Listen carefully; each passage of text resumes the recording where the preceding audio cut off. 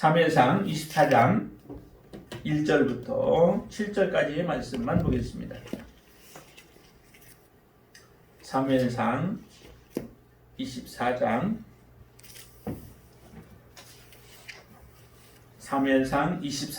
1절로 7절까지의 말씀 함께 같이 합독하겠습니다.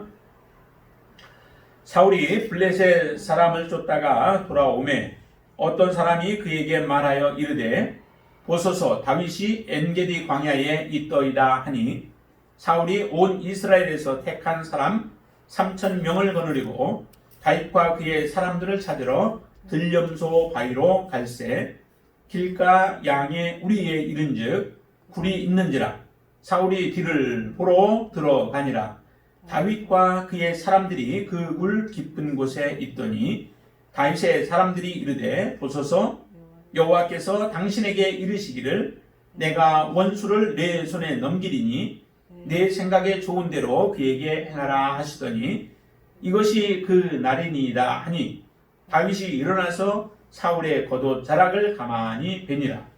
그리한 후에 사울의 옷자락 뱀으로 말미암아 다윗의 마음이 찔려 자기 사람들에게 이르되 내가 손을 들어 여호와의 기름 부음을 받은 내 줄을 치는 것은 여호와께서 금하시는 것이니 그는 여호와의 기름 부음을 받은 자가 됨이니라 하고 다윗이 이 말로 자기 사람들을 금하여 사울을 해하지 못하게 하니라. 사울이 일어나 굴에서 나가 자기 길을 가니라. 아멘. 여러분들은 누군가를 온전히 한번 신뢰해 본 적이 있으신가요? 누군가를 내가 완전히 맡기고 또 그를 신뢰함으로 그의 신뢰를 받을 뿐만 아니라 나도 그 사람을 완전히 믿어서 관계를 가졌던지 한 적이 있는가요? 아니면 짧은 시간이라 할지라도 그 사람의 말을 신뢰하고 우리가 받아들여서 믿는 그런 경우들이 얼마나 여러분들이 있으셨나요? 어렸을 때 이제 그런 기억들이 있죠. 부모가 담 같은 걸 올라갔을 때 뛰어내리라고 하는 그런 경우들. 근데 무서워서 뛰어내리기가 굉장히 힘들죠. 근데 부모가 얘기함으로 아빠가 얘기함으로 그걸 믿고서 그냥 자기 몸을 거기에 맡겨버리는 경우. 이런 경우가 바로 진정한 신뢰가 아닌가. 그게 이제 짧은 순간이죠. 그런 순간들이 그 신뢰하는 시간들이 많아질 때에 그 관계는 돈독해지고 더 깊은 관계가 되어지죠. 그러나 그렇게 신뢰했는데 반면에 그 신뢰가 깨어지는 경우들도 있죠. 그것이 우리가 일상생활 사람들과의 관계 속에서 살아가면서 참 많이 일어나는 부분들이에요. 저 사람은 정말 진짜 같고 거짓말하지 않는 사람 같고 진실한 사람 같고 또 저 사람의 모습을 볼 때 정말 믿음이 갔었는데 믿고 맡겼더니 물질을 맡기기도 하고 또 그 사람과 약속을 했는데 그 약속들이 깨어지는 그런 경우들을 우리가 숱하게 보면서 그런 상처들을 많이 갖게 되어지면 우리 안에 이제 자존감이 낮아지죠. 그리고 사람들에 대해서 기피하는 현상이 일어나서 결국 사람 대인관계가 어려움을 갖게 되어지는 경우들이 참 많아져요. 그런 많은 아픔 속에서도 자기 스스로 그 모든 것들을 이겨내서 그래도 건전한 사회관계를 유지해가는 사람들도 있습니다. 그러나 이런 것들이 점점 좋지 못한 것들이 쌓이게 되어지면 그것이 내 안에서 나 혼자만의 관계가 아니라 모든 사람과의 관계 또 아니면 그것이 어디까지 가냐면은 그 가족들의 관계 속에서도 이제 그렇게 일어날 수 있고 더 나아가면은 성도들과 성도들 간의 관계 속에서 좋은 관계를 우리가 맺으면서 살아가야 하는데 거기 안에서도 불신이 일어나게 되어집니다. 사람에게 내 자신을 드러내지 못하고 있는 그대로 보여주지 못하면 다른 사람도 나에게 그렇게 다가오지 않게 되어지죠. 사마리아 여인이 동네 사람들과의 관계가 좋지 않았었죠. 그들의 속덕거리고 말하는 것들이 사마리아 여인에게는 아픔이 되어진 겁니다. 자기 혼자 가지고 있었던 그러한 여러 가지 아픔들이 드러나기도 하고 사람들이 그것을 비웃기도 하고 조롱하는 모습들이 참으로 큰 상처가 되어져서 관계를 갖지 못하고 사람들을 피하는 관계가 되어졌지만 예수님을 만나고 나서 예수님 안에서 치유가 이루어지자 이제 피하는 게 아니라 오히려 동네 사람들을 찾아가서 그들에게 예수님을 증거하는 역사가 일어나요. 이렇게 이제 회복이 되어져서 완전히 회복이 되어져서 관계가 모든 사람들과의 관계가 회복되어지는 역사가 일어나기도 합니다. 그런 관계 속에서 결국 하나님과의 관계로 이것이 더 진전되어지는 경우가 있습니다. 하나님을 믿지 못하고 정말 하나님이 우리를 신뢰하고 사랑한다고 하는데도 그 사랑을 받아들이지 못하는 이런 상처들이 생겨지게 되어지죠. 여러분들의 삶 속에서는 정말 사람과의 관계 속에서 뿐만 아니라 어떤 누구와의 만남 속에서도 좋은 관계가 좀 유지가 되어져서 아름다운 관계, 그리고 나의 자존감이 높아질 뿐만 아니라 신뢰성도 높아져서 하나님과의 관계에서 정말 깊은 관계가 형성될 수 있게 되길 바랍니다. 특별히 우리가 믿었던 사람 중에 한 사람은 이제 남편과 아내의 경우죠. 왜냐하면 우리 가족의 경우는 일단 하나님께서 그 가족이라고 하는 것으로 틀 안에 딱 묶어져 있지만은 남편과 아내의 경우는 서로 다른 관계 속에서 살다가 만나진 거잖아요. 그 만남이지만은 그 만남이 실제적으로 볼 때에 온전한 신뢰 속에서 이 만남이 이루어져서 서로가 그 좋은 신뢰가 이루어지면은 그 부분은 아름다운 믿음의 삶을 하나님 앞에서 갈 때까지 우리가 하나님의 뜻을 이루면서 가정에 본분을 당하면서 살아가는 그런 가정이 되어 아름다운 가정이 되어야 돼요. 그렇지만은 그 관계가 이제 한번 깨지기 시작하면은 이 걷잡을 수 없게 되어지고 또 그 관계는 결국 많은 것들을 잃어버리게 만들기도 한다는 거죠. 오늘 이 다윗의 모습을 보면은요, 다윗이 하나님을 얼마나 정말 신뢰했는가라고 하는 것들을 우리가 보게 되어져요. 그래서 다윗의 위대함이라고 하는 것이 여러 가지로 많은 것들이 다윗은 참 할 말이 많아요. 다윗의 생애 가운데서는 우리가 본받아야 할 부분도 굉장히 많이 있죠. 특별히 그 다윗의 모습 속에서 우리가 빼놓을 수 없는 것은 사실 다윗의 믿음이죠. 하나님을 얼마나 어떻게 신뢰하고 하나님을 믿었는지 그 모습을 보는데, 그것이 이제 목동 시절에도 보면은 양들을 칠 때에 짐승들이, 그곳에 사나운 짐승들이 얼마나 등장을 했는지는 모르지만 성경에 보면은 사자와 곰이 등장을 했다라고 얘기를 해요. 사자와 곰이 나타나서 자기가 치는 양들을 잡아가고 그들을 먹고 해치고 했던 것들을 보게 되어지는데, 그때마다 하나님은 이 다윗은 그때마다 그 사자와 곰과 맞서서 싸우고 찢겨진 것 마지막 그 증거라도 다 찾아내는 그러한 그 자기 일에 신실한 모습을 보여주죠. 근데 그것이 결국 일에 대한 신실함뿐만 아니라 그것이 하나님에 대한 신실함, 또 하나님에 대한 믿음이 그 가운데 있었기 때문에 가능했다는 거죠. 젊은 사람이 아무리 힘이 있어도 그 힘 가지고 어떻게 사자를 감당하고 곰을 이겨낼 수 있겠어요? 더군다나 여기 보니까 다른 무기를 가지고 한 게 아니라 그는 가지고 있었봤자 목동이 가지고 있었다면은 지팡이와 막대기밖에 다른 게 더 있겠어요? 그거 가지고 어떻게 감당을 할 수 있겠어요? 그런데도 다윗은 그것을 대적해서 자기의 증거물을 다 찾아오는, 입에서부터 오히려 그걸 찢고 끄집어내는 그런 역사까지도 이루어내요. 이게 바로 하나님을 향한 또 하나님에 대한 믿음이죠. 그 믿음이 있었기 때문에 그렇게 행할 수 있었던 거예요. 그것이 커서 소년이 되자 그는 골리앗 앞에 담대한 모습으로 서죠. 모든 사람이, 이스라엘 백성들이 다 두려워서 떨고, 보이는 그 골리앗 그 크기에 압도당하고 그 위험에 압도당하여서 모든 사람이 꼼짝 못할 그때에도 다윗은 하나님을 바라보는 겁니다. 하나님을 바라보고 하나님을 의지하니까 하나님이 저 골리앗, 그 할례도 행하지 아니하는 그 골리앗이 이스라엘 백성들, 하나님의 백성을 모독하고 있는 그 모습을 볼 때에 하나님의 이름이 모독을 받고, 그렇기 때문에 다윗은 그대로 있을 수 없었던 거죠. 다윗은 물맷돌을 가지고 골리앗에게 나아가서 이길 수 있었던 것도 하나님이 나와 함께 하신다, 하나님에 대한 확고한 하나님의 임재, 또 하나님이 나와 동행하신다라고 하는 그런 확고한 믿음이 있었기 때문에 이 일이 가능했던 거죠. 그렇지 않으면 하나님이 없는데도 우리가 그렇게 행하는 것은 그건 무모함이죠. 무모함이지만 하나님이 계신데 우리가 행하지 않는 것은 그것은 비겁함이에요. 믿음이 없는 자의 모습이고 불신앙의 모습인 겁니다. 다윗은 이런 믿음으로 있었던 거예요. 사명에 충실한 모습으로 그것이 나타나고 하나님의 이름을 경외하는 모습으로 그가 나타나는데, 하나님을 경외한다라고 하는 사람들이 있었습니다.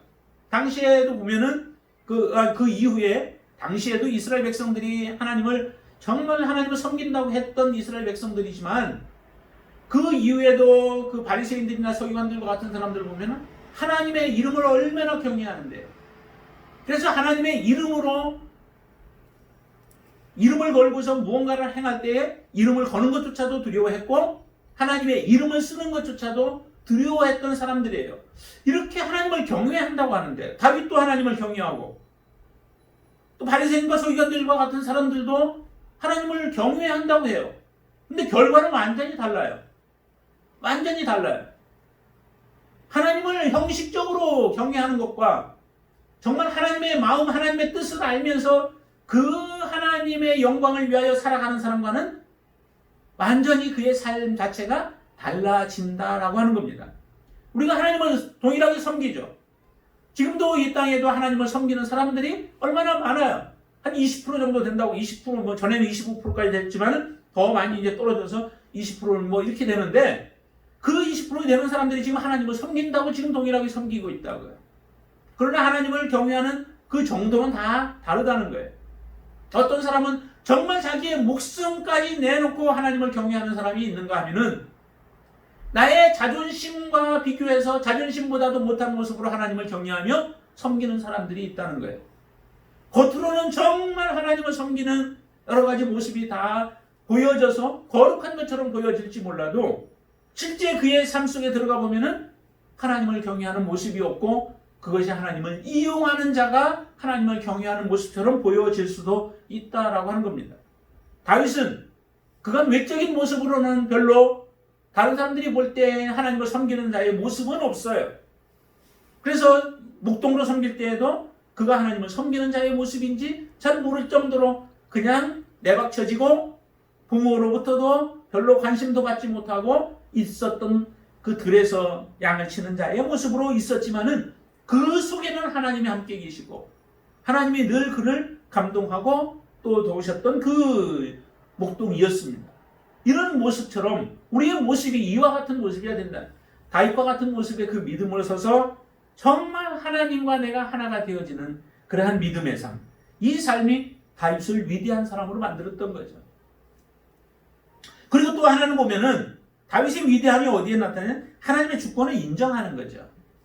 하나님의 주권을 인정하는데요, 오늘 한번 보세요. 오늘 말씀에서 보면은 다윗을 쫓아오는 그 사울이 3,000명이나 되는 사람을 데리고 다윗을 잡으러 다닙니다. 다윗은 단지 600명 정도의 사람들이에요. 근데 그 600명이 완전 무장해서 그 훈련된 그런 군사들이 아니죠. 성경에 보면 그 사람들은 억울한 사람들, 빚진 자들, 또 그 다른 사람들로부터 여러 가지 어려움들을 당하고 있는 그런 사람들이, 다윗이 지금 쫓겨 다니니까, 사울 왕으로부터 피해 다니니까 다윗을 쫓아간 거예요. 우리도 함께 같이 있고 싶어서 같이 간 거예요. 그들을 받아준 거죠. 다윗의 입장에서는 600명이라고 하는 사람들은 굉장히 부담이 되어질 거예요.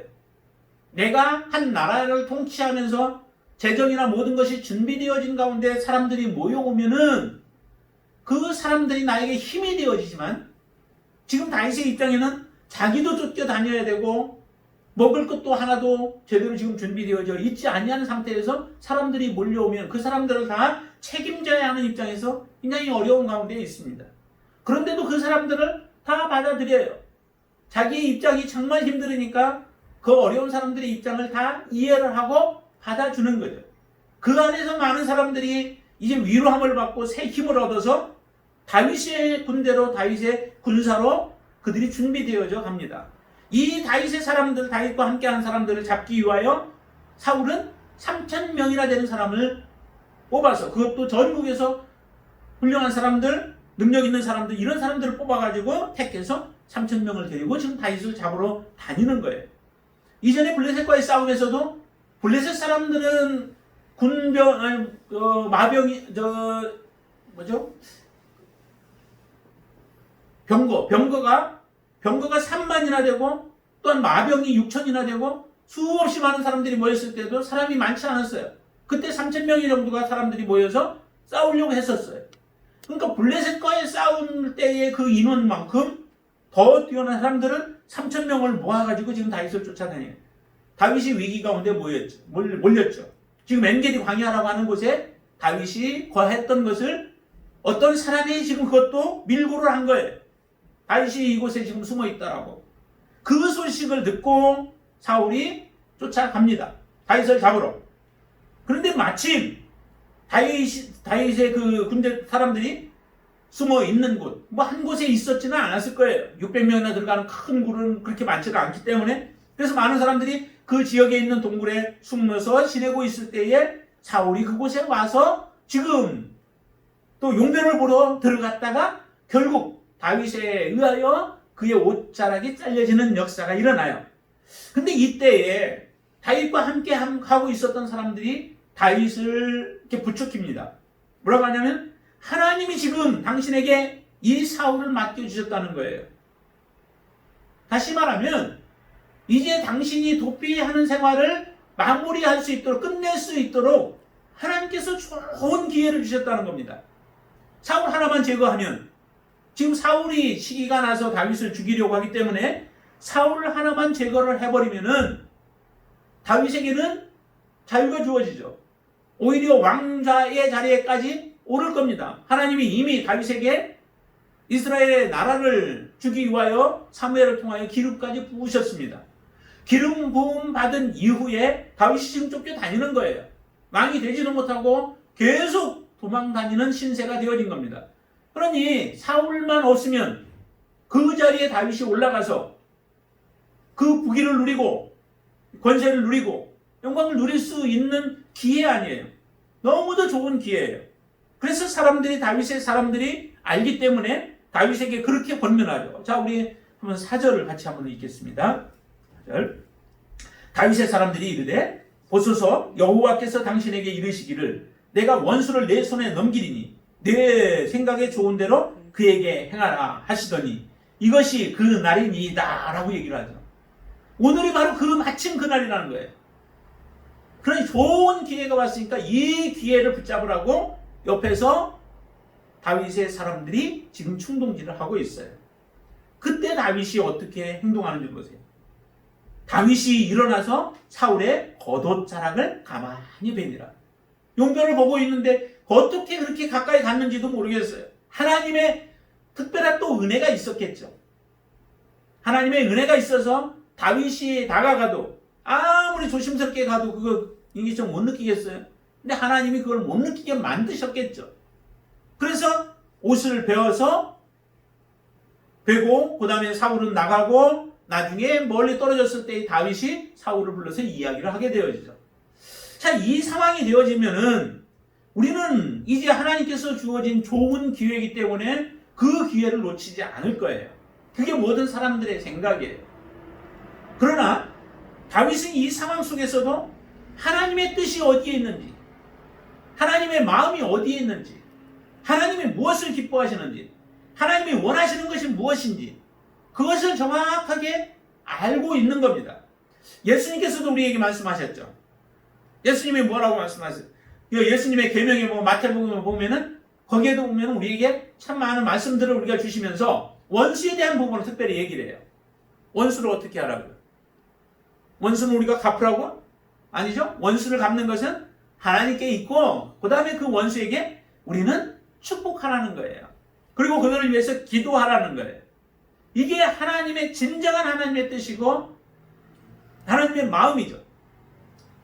그 마음을 아는 자가 원수를 위하여서 어떻게 행해야 하는지를 알죠. 우리는 알기는 잘 알아요. 그러나 실제 삶의 그러한 상황 가운데 딱 다다랐을 때는 하나님의 말씀을 취하기보다 내 생각대로 움직여지게 되죠.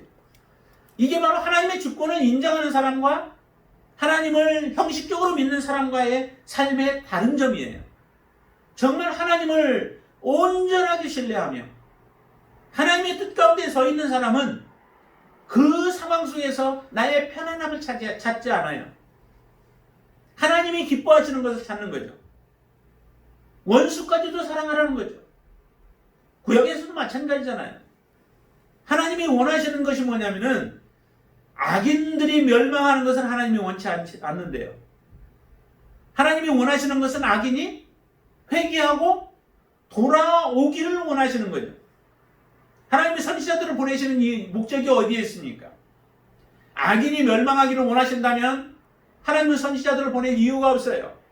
악인은 그냥 그대로 하나님께서 한순간에 멸망시켜버리면 끝나요. 근데 하나님이 선지자들을 통하여서 잘 듣지도 아니하는 자들에게 계속해서 선지자들을 보내신 이유가 어디 있냐면 너희들이 그 악에서 돌이켜서 하나님에게로 돌아오라는 거예요. 은혜의 자리로 나아오라는 거예요. 하나님의 긍휼을 너희들이 입으라는 거예요. 그렇기 때문에 하나님께서는 그들이 완악하고 강팍한 자들이라 할지라도 선지자들을 계속해서 끊임없이 보내어 그들에게 외치시는 거죠. 다시 말하면 하나님은 악인이 멸망키를 원치 아니하고 그 멸망의 자리에서 돌이켜서 하나님의 은혜를 맛보기를 생명의 자리로 나오기를 원하시는 게 하나님의 마음이시라는 겁니다.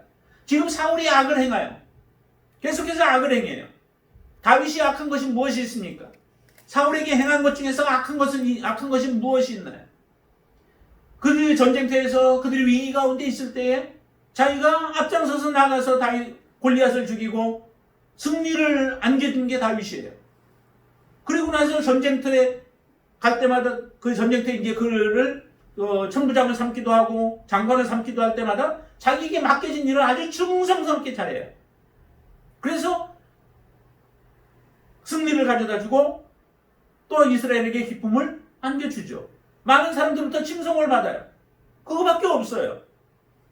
그리고 사울이 힘들어할 때 악신이 들렸을 때에도 사울을 치료해줬던, 앞으로 통하여서 수금을 타면서 그를 치료해줬던 그런 일들밖에 없어요.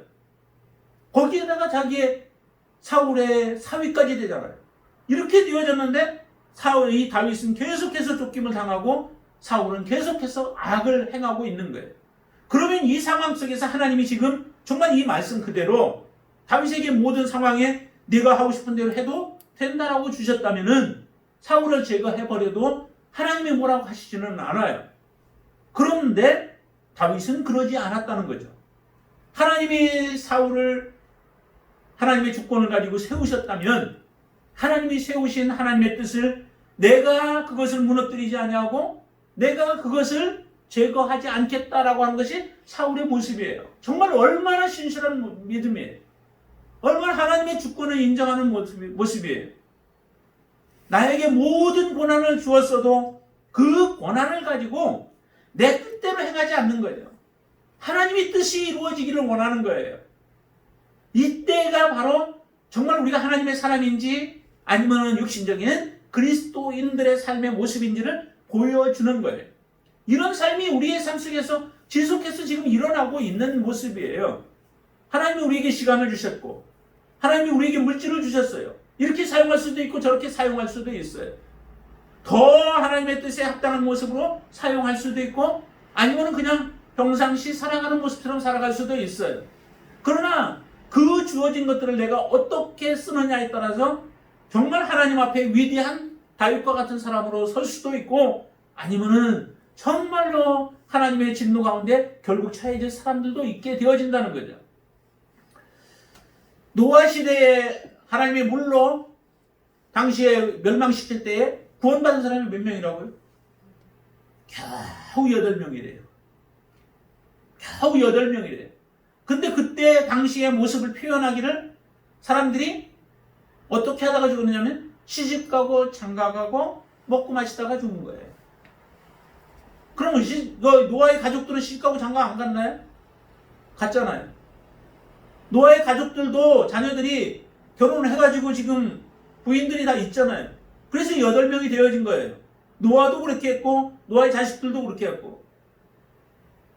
그런데 왜 그 사람들은 다른 사람들은 시집가고 장가가고 먹고 마시다가 죽었는데 노아의 가족들은 구원함을 받아요. 똑같은 삶은 우리에게 주어져 있지만 그 삶을 하나님이 제일 우선순위를 두고 살아갔느냐? 아니면은 먹고 살아가는 데에, 아니면 세상의 육신적인 삶을 살아가는 데에 우리의 삶을 거기에다가 드리면서 살아갔느냐? 그렇게 살아가면서도 하나님을 바라보며 하나님의 뜻을 바라보면서 믿음으로 살아갔느냐라고 하는 차이가 있는 거예요.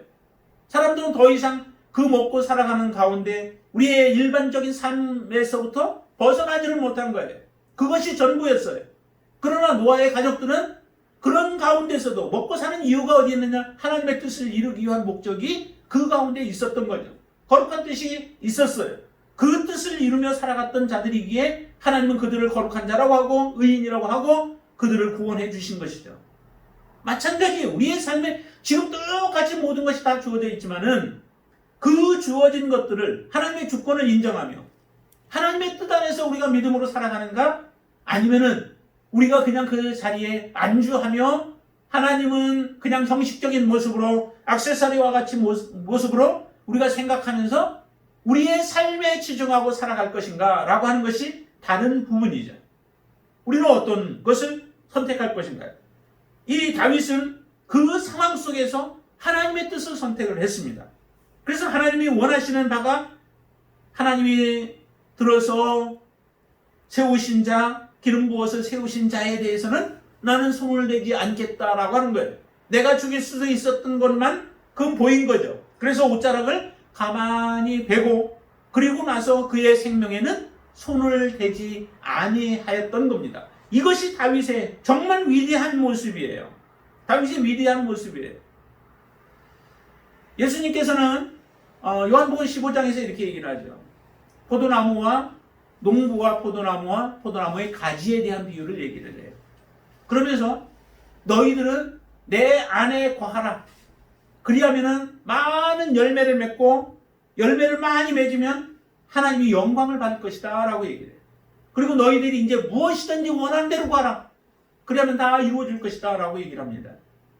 하나님은 우리에게 무엇이든지 원하는 대로 구하라고 다 모든 것을 주셨는데 그 상황 속에서 무엇을 구하느냐가 진정으로 하나님의 자녀의 모습이요 아니면 하나님의 자녀가 아닌 세상 사람의 모습이 드러난다는 거죠. 하나님의 자녀는 무엇을 구할까요? 하나님의 자녀는 하나님의 뜻 안에서 하나님의 뜻을 위하여 구하는 거예요. 그 뜻이 하나님의 나라와 그의 의를 위하여 구하는 삶이고 내가 하나님 앞에 온전한 모습으로 살아가기를 원하여 영원한 것을 사모하며 영적인 것을 구하며 믿음으로 살아가기를 구하는 삶이죠. 어떻게 해서든 내가 이 땅에서 예수님과 같이 섬김의 삶을 살아가고 나의 섬김을 통하여 예수님이 하나님의 미랄이 되어져서 많은 사람을 살리신 것과 같이 우리가 하나님의 미랄이 되기를 원하는 기도를 하나님 앞에 드리며 나의 삶을 주님 앞에 드리기를 소원하면서 나아가는 기도를 하나님 앞에 드리게 되어지는 그런 기도가 하나님 앞에 온전히 응답을 받게 되어지는 겁니다. 이것이 바로 하나님의 주권을 인정하는 사람의 삶의 모습이에요. 이렇게 살아가는 그 향유 옥합을 예수님께 깨워서 부어드렸던 마리아의 모습도 보세요. 정말 향유 옥합을 준비해 놓은 이유가 어디에 있을까요? 사실은 자기의 그 결혼이라든지 이런 것을 준비를 했을 거예요. 그러나 그것이 준비하면서도 이 여인은 다른 사람들은 다 그렇게 준비할지 모르나 이 마리아는 그 향유 옥합을 누구를 위해서 가져오니 예수님을 위하여서 가져오죠. 300데나리 하면 굉장한 비싼 거 아니에요? 노동자가 한 1년 동안 모아야만 얻을 수 있는 그런 그 향유 옥합이라면 굉장히 귀한 거예요. 어느 누구에게 줄 수 있겠어요? 그러나 이 여인은 그것을 기쁨으로 주님을 위하여서 드릴 수 있었던 거예요. 그것은 그렇게 가능했던 것은 이 여인이 주님의 은혜를 그만큼 입었던 거예요. 은혜를 체험했고 은혜를 경험했고 그 은혜가 너무 감사한 거예요. 그 은혜에 감사하여 살아가는 사람이 그리스도인들의 삶이라는 겁니다. 우리가 그런 은혜를 받지 않았어요. 이미 우리는 하나님 앞에 모든 것을 다 드릴 수 있는 큰 은혜를 받은 자가 우리 그리스도인들이에요. 그럼 우리의 삶 속에서 하나님의 모든 주권을 우리에게 맡겨주셨을 때에 그 주권을 내가 어떻게 하나님 앞에 이제 쓸 것인가 라고 하는 것에 우리는 주목하고 또 그 일에 실패가 없도록 살아가는 게 참된 그리스도인들이라고 하는 겁니다. 근데 다윗은 그와 같은 모습으로 살았던 거예요. 그게 아름다운 거죠. 그래서 다윗은 계속해서 그렇게 얘기를 합니다. 이제 사울에게 이야기를 하죠. 내가 당신을 죽일 수도 있었지만 죽이지 않았습니다. 그러나 하나님이 당신에게 기름을 부으셨기 때문에 그렇습니다. 그리고 나는 당신을 죽일 마음이 없고 악을 베풀 마음이 없습니다.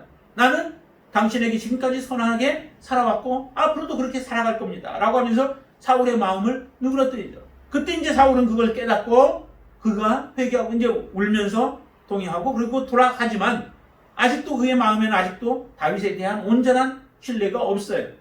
다윗이 자기 자리를 빼앗을 것이라는 거죠. 그 자리는 누가 주느냐? 하나님 빼앗아서 주는 거지 다윗이 자기가 빼앗고 싶다고 해서 빼앗을 수 있는 게 아닌 것을 사울은 알지 못한 거예요. 그런 지혜가 없는 겁니다. 하나님이 모든 것들을 허락하셔야 일들은 이루어지고 그렇기 때문에 우리는 내가 하나님 앞에 책망을 받을 때도 하나님의 마음을 알고 하나님 앞에 내가 회개의 자리로 나아가서 하나님이 무엇을 내게 원하시는지를 우리가 알고 그 자리에 서야지 사람들을 바라보면서 살지 말라는 거예요. 사람들은 이렇게 얘기를 하죠. 다윗과 사울의 모습도 달라요. 다윗은 사람들이 얘기를 해도 그 말에 흔들리지 않아요. 휘둘리지 않아요. 하나님 앞에 서 있는 아주 바른 하나님의 신앙으로 그를 서서 일들을 주관하고 판단하고 또 행하지만 사울은 반대죠. 옆에서 누군가가 부축해요. 다윗이 어디에 숨어 있다고 어디에 있다고 하는 이야기를 알려주면은 이제 다윗은 나를 해치지 않아라고 하면서 좀 그걸 만류하고 그것을 떨쳐버려야 되죠. 그럴 능력이 없어요. 그 사람의 말을 듣고 군대를 움직여서 쫓아가려면 얼마나 많은 허비와 또 시간과 자기의 그 열정들을 허비해야만 돼요. 많은 것을 탕진해야 돼요. 그런데도 그것을 끊지 못하고 그것에 휩쓸려 버리는 이런 모습을 살게 되죠. 주권이 하나님의 주권을 인정하고 살아가는 사람은 이런 부분에서도 우리가 바르게 서서 바른 삶을 살아갈 수 있게 되어지는 거죠. 이것이 다윗을 위대하게 만들었던 모습이에요. 그리고 또 다윗을 우리가 바라보면 다윗은 정말 하나님의 음성을 들었던 사람이죠. 그래서 항상 어떤 일들을 할 때마다 하나님 앞에 귀를 기울여요. 하나님 앞에 묻죠. 내 지혜가 가장 완전하지 않아요. 하나님의 지혜가 완전하기 때문에 하나님의 뜻을 묻고 갈 때 우리는 실패가 없고 실수가 없는 삶을 살아요. 그래서 다윗은 전쟁할 때도 항상 하나님 앞에 묻고서 나아가죠. 숨을 때에도 도피할 때도 마찬가지예요. 그러기에 이 엔게디 광야에 다윗은 있을 때에도 비록 그가 쫓기는 인생이긴 하지만 하나님의 음성을 듣고 하나님의 지시하심을 받아 움직여지는 그의 삶이기에 쫓기는 삶에서도 그는 마음의 풍성함을 누리며 살아가는 거예요. 그의